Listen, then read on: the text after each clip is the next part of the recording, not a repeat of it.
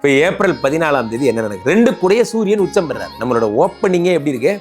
ஓப்பனிங்கே சூப்பரா இருக்கு. உங்களுக்கு ராசியில குரு வர்றார். இந்த குரு வர்றதே ஒரு சிறப்பு. 12 வருடத்துக்கு ஒரு முறை தான் வருகிறார். ஒரு வீட்டில் எப்படி ஹஸ்பண்ட் அண்ட் ஒய்ஃப் 2 பேரும் சேர்ந்து வேலை செஞ்சு சீக்கிரமா குடும்பத்தை முன்னுக்கு கொண்டாடுறாங்களோ அந்த மாதிரி இந்த பக்கம் குரு பிளஸ் பண்ணிட்டே இருக்காரு. இந்த பக்கம் சனி ப்ராப்ளத்தெல்லாம் ஆஃப் பண்ணிட்டே இருக்கு. டபுள் டமாக்கா. வீடு வாங்க போறீங்க. கடகராசிக்காரர்கள் வீடு வாங்க போறீங்க. ஃபிளாட்டாவது வாங்குவீங்க. நிச்சயம் இது நடக்கும். உலகெங்கும் இருக்கும் ரெட்ரோ ஆன்மீகம் நேயர்களுக்கு வணக்கம். நான் உங்கள் பிருந்தா சங்கர். இன்று நம்மோடு சிறப்பு விருந்தினராக இணைந்திருப்பது ஜோதிட உலகின் சூப்பர் ஸ்டார் பிரம்மஸ்ரீ ராம்ஜி பரமஹம்சர் அவர்கள். வணக்கம் சார். வணக்கம். வணக்கம் சுவாமிஜி, தமிழ் புத்தாண்டு பலன்கள்லாம் போயிட்டு இருக்கு. இன்னைக்கு நம்ம எதை பத்தி பேசுறோம்? இன்று நாம் ஒரு வித்தியாசமான ஒரு சூப்பரான டாபிக் பேசுறோம். அதுல என்ன அப்படின்னா, இதுவரை யாரும் இது சொல்லாத ஒரு தகவல். அது எப்படி அப்படின்னா, நண்பர்களே, நான் சொல்ற 5 பாயிண்ட் மைண்ட்ல வச்சுக்கோங்க. இந்த வருடம் குரு பகவான் கடகத்துல உச்சம் பெறுகிறார். That we know well. இது கடகம் என்பது சந்திரனுடைய வீடு. இங்கே அவர் உச்சம் பெறுவது குரு சந்திர யோகம் என்று அறியப்படுகிறது. ஓகே, உச்சம் பெற்ற இந்த குரு ஃபர்ஸ்ட் யாரை பார்க்கிறாருன்னா விருச்சிகத்தை பார்க்கிறார். அது மங்களன் என்று அழைக்கப்படுகின்ற செவ்வாயினுடைய வீடு. இது குரு மங்கள யோகம் என்று அறியப்படுகிறது. சூப்பர். இதுல சூப்பரான விஷயமே என்னன்னா, இந்த குரு சனியை பார்க்கிறார். இந்த சனி யாருன்னு பார்த்தீங்கன்னா, உங்களுக்கு நிறைய பேருக்கு 7.5 சனி, அர்த்தாஷ்டம சனி இதெல்லாம் இருக்கு இல்லையா? அதை குரு பார்க்கும் பொழுது சனியினுடைய தோஷம் விலகி விடுகிறது. ஏற்கனவே அவர் குரு வீட்டில் தான் இருக்கார். அதனால பாதி தோஷம் போச்சு. குரு பார்த்து மீதி தோஷமும் போச்சு. அதனால சனி இனிமேல் கெட்டவர் கிடையாது, நல்லவர். இது நிறைய பேர் பதிவு பண்ணல. நான் இதை பதிவு பண்ணணும்னு நினைக்கிறேன். அடுத்ததாக சூப்பரான விஷயமே என்னன்னா, இந்த ராகு மகரத்துக்கு வரப்போகிறார் டிசம்பர் 6. அப்போ இந்த குரு ராகுவை பார்க்கும் பொழுது குரு சண்டால யோகம் அப்படின்னு ஒன்று உருவாக போகுது. இதுவும் ஒரு புது எக்ஸ்க்ளூசிவான விஷயம். அதே மாதிரி செவ்வாய் இந்த வருடம் நீச்சமாகி கடகத்திலே ரொம்ப நாள் லாங் ஸ்டே பண்ண போறார். அப்போ அவர் நீச்சம், குரு அங்க உச்சம், நீச்ச பங்க ராஜயோகம் ஏற்பட போகிறது. இதுக்கு அடுத்து இதே டிசம்பர் 6 கேது பெயர்ந்து கடகத்துக்கு வரார் சிம்மத்திலிருந்து. குருவும் கேதுவும் சேர்ந்தால் அது கோடீஸ்வர யோகம் என்று அறியப்படுகிறது. ஆக என்ன சார் என்னென்னமோ யோகம்லாம் சொல்றீங்க, இவ்வளோ யோகமும் இந்த வருஷம் நடக்க போகுது. இது அழகா நம்ம பதிவு பண்றதா நம்மளுடைய நோக்கம். அழகான ஒரு 5 யோகங்கள் சொன்னீங்க. ராசி ரீதியா அவர்களுக்கு நம்ம பார்க்கலாம். நிச்சயம். சுவாமிஜி, கடகராசிக்காரர்களுக்கு இந்த தமிழ் புத்தாண்டுல இருக்கக்கூடிய 5 யோகங்கள்னால எந்த மாதிரியான பலன்கள் கிடைக்க போகுது? கடகராசி தெரியும் குருஜி, தெரியும். கடகராசிக்காரர்கள் எல்லாம் எனக்காக சங்கம் வைத்து தேடிக்கொண்டிருக்கிறார்கள் உலகம் முழுவதும். உங்களுக்கு நல்ல செய்தி கொண்டு வந்திருக்கிறேன். காரணம் என்னவென்றால், நான் சொல்கிற டேட்டெல்லாம் அப்படியே மைண்டில் வச்சுக்கிட்டு அப்படியே ஆஃப்டர் திஸ் குரு பயிற்சி 5 யோகங்கள் வரப்போகுது. என்னென்ன யோகம்? இப்போ ஏப்ரல் 14 என்ன நடக்குது? 2 கூடைய சூரியன் உச்சம் பெறார்.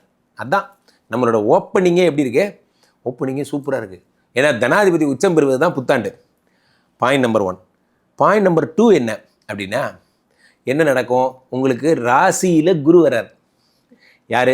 ஜூன் மாதம். இந்த குரு வர்றதே ஒரு சிறப்பு. 12 வருடத்துக்கு ஒரு முறை தான் வருகிறார். அப்போ குறிஞ்சி மலர் போல தான் 12 வருடத்துக்கு ஒரு முறை உங்கள் ராசியிலே உச்சம் பெறுகிறார். அது குறிஞ்சி மலரோ மல்லிகை மலரோ எனக்கு ஏதாவது காற்று வருமா சார்? அதை பற்றி தான் சொல்ல வரேன். கடகராசிக்காரர்கள் பட்ட கஷ்டம் எல்லாம் ஒரு புக்காக போடலாம்.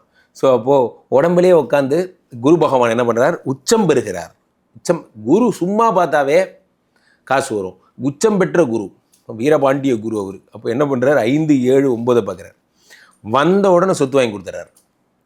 அஷ்டம சனி சார் அவனை பற்றி பேசாதீங்க சார். இல்லை, அவர் போயிட்டார். Don't worry. அவர் 8ஆம் இடத்துலேருந்து 9ஆம் இடத்துக்கு போயிட்டார். அவர் போனதுக்கப்புறம் தான் உங்களுக்கு ஒரு நிம்மதியே. இந்த 2.5 வருஷமும் ஒரு மனிதத்தன்மையே இல்லாமல் உங்களை பாடாப்படுத்தின அந்த சனி பகவான் 8ஆம் இடத்துலேருந்து 9க்கு போயிட்டார். 9ஆம் இடத்துலேருந்து உங்களுடைய 3ஆம் இடத்தை பார்க்கிறார், 6ஐ பார்க்கிறார். இந்த பக்கம் குரு என்னடானா 5ஆம் இடத்தை பார்த்து சொத்து, குழந்தை, யோகம் எல்லாம் தரார். இந்த பக்கம் சனி பகவான் 6ஐ பார்த்து கடன் அடைக்கிறார். 2 பேரும் மாறி மாறி செயல்படுறாங்க. ஒரு வீட்டில் எப்படி ஹஸ்பண்ட் அண்ட் ஒய்ஃப் 2 பேரும் சேர்ந்து வேலை செஞ்சு சீக்கிரமாக குடும்பத்தை முன்னுக்கு கொண்டாடுறாங்களோ அந்த மாதிரி இந்த பக்கம் குரு பிளஸ் பண்ணிகிட்டே இருக்கார். இந்த பக்கம் சனி ப்ராப்ளத்தெல்லாம் ஆஃப் பண்ணிகிட்டே இருக்கார். டபுள் டமாக்கா உங்களுக்கு. அடுத்ததாக மிக முக்கியமான விஷயமே, இந்த குரு பகவான் தருகின்ற முதல் யோகம் என்ன? கடகத்திலே ராசியிலே உட்கார்ந்திருந்த குரு மங்கள யோகத்தை அடைகிறார். எப்போ? இந்த ஐப்பசி மாதம், புரட்டாசி ஐப்பசியில் குரு செவ்வாய் நீச்சமடைந்து உச்சம் பெற்ற குருவோடு சேர்ந்து நீச்சபங்க ராஜயோகம் அடையும் போது நடக்கிறது. Point number 1. பாயிண்ட் நம்பர் 2 குருச்சந்திர யோகம். படம் எடுக்கிறவங்களுக்குலாம் பொன்னான காலம். அதில் வந்து மனசு ரீதியான படங்கள் எடுக்கிறவங்க இயக்குனர்கள்லாம் பார்த்தீங்கன்னா சார் அப்படியே அந்த பேய் நடந்து வருது சார் அப்படிங்கிற மாதிரி. அந்த ஒரு அமானுஷ்ய கதை சார், இங்கே பொழப்புக்கே வழி இல்லை சார், படத்துக்கு போயிட்டீங்க சார். இந்த வீடியோவை நிறைய பேர் பார்க்குறாங்க.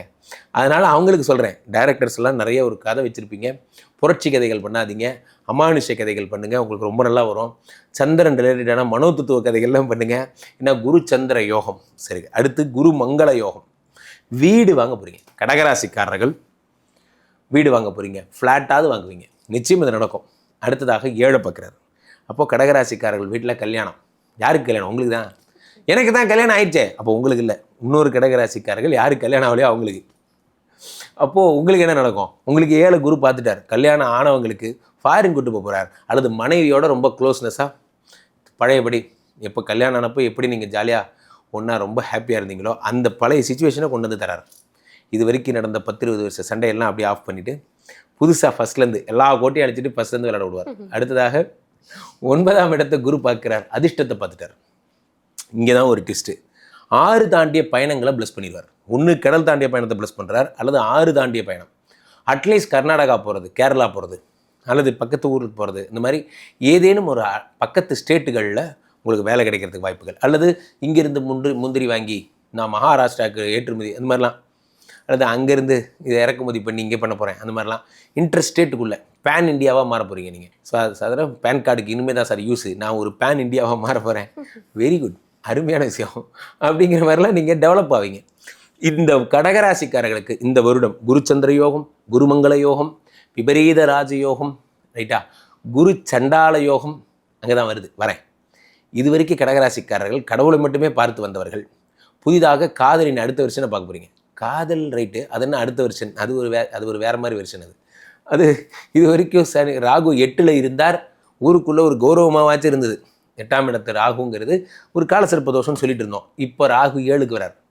7க்கு கடகராசிக்காரர்களுக்கு வந்தால் வாரா காதல் சொல்லுவாங்கள, கூடா நட்பு கேடாய் விளையும், அந்த மாதிரி வந்து கூடா காதல் கேடாய் முடியும்னு எழுதிக்கிங்க. இது ஒரு இந்த காதல் வந்து தொலையும். எப்போது? டிசம்பர் 6க்கு அப்புறம். சம்பந்தம் இல்லாத ஒரு காதல். ஏன்டா இது எனக்கு தோணுச்சு அப்படின்னு நினைக்கிற அளவுக்கு ஒரு காதல் வரும். தயவு செஞ்சு வேண்டாம், இதில் போய் விழுந்துடாதீங்க. 7ஆம் இடத்துல யார் வருகிறார்? ராகு பகவான் வருகிறார். ராகு பகவான் வரும்பொழுது என்ன நடக்கும்? உங்களுக்கு பிரச்சனைகள், பெண்களால் பிரச்சனை, நீங்கள் ஜாக்கிரதையாக இருக்கணும்.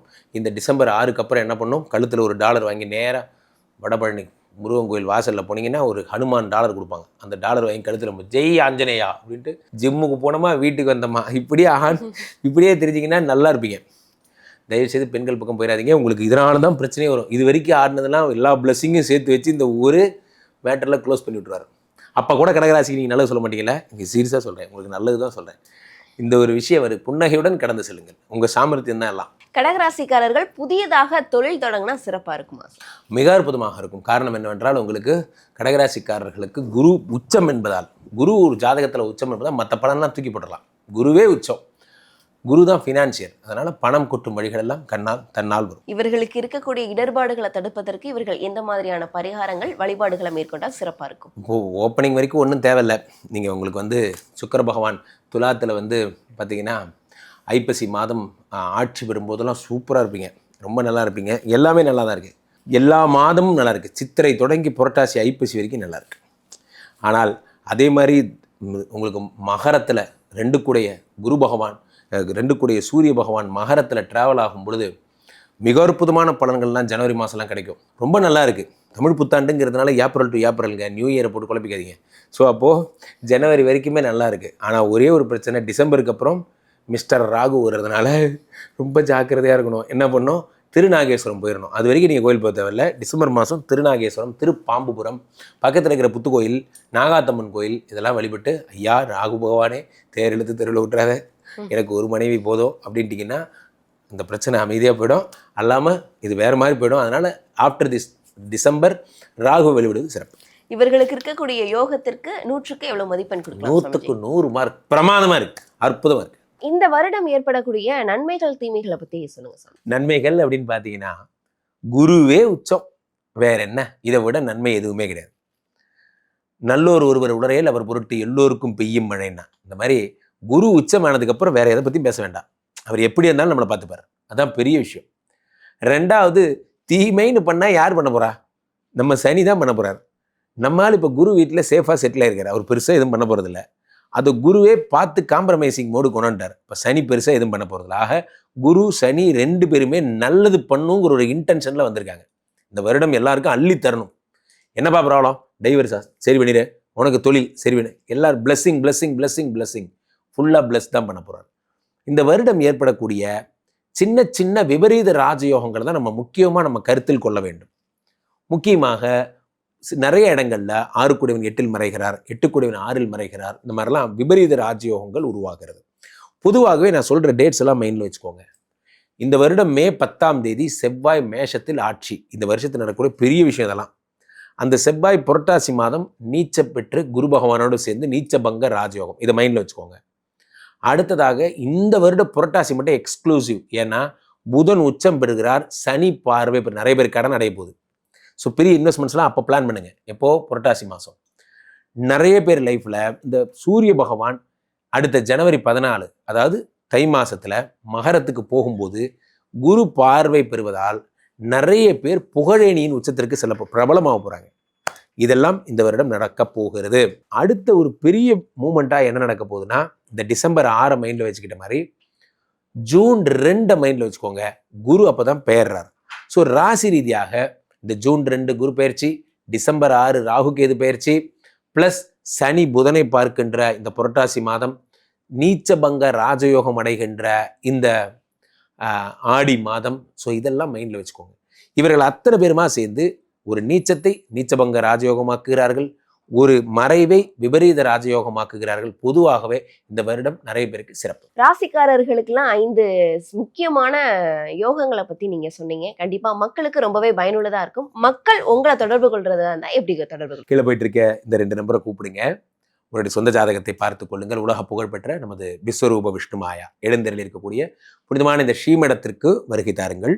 மீண்டும் ஒரு நல்ல பதிவில் சந்திப்போம். நன்றி, வணக்கம்.